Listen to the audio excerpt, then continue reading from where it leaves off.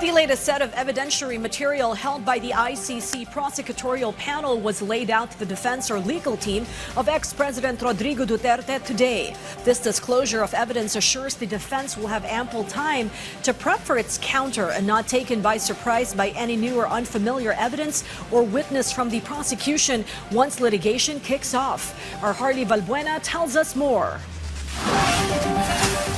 The International Criminal Court's prosecution disclosed a new set of evidence on the crimes against humanity case against former President Rodrigo Duterte. In a document signed by ICC prosecutor Karim Khan, it states that 139 items of evidence were disclosed to the defense team of Duterte. It is classified as confidential due to protocol, but the ICC said this comprises the documentary material cited in the arrest warrant of Duterte. These involve the drug war killings during his time as mayor of Davao City and murder and barangay clearance operations in his presidency. Last March, the ICC prosecution also disclosed 181 items of evidence. ICC Assistant to Counsel Attorney Cristina Conti believes the submission of the new pieces of evidence will strengthen the case against Duterte.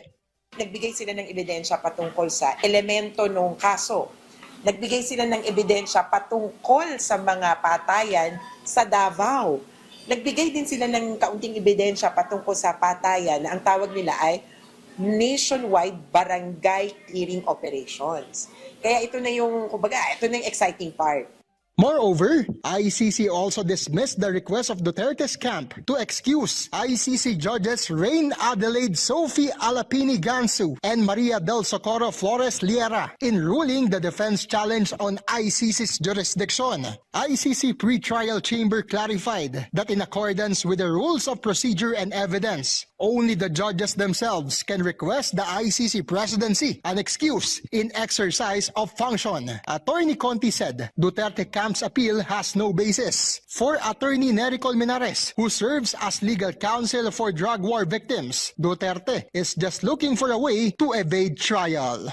The moment na si President Duterte ay matalo sa issue ng jurisdiction at magkaroon ng trial, sigurado yan, wala siyang ebidensyang maisasubmit, and President Duterte will be the first Asian to be convicted in the ICC.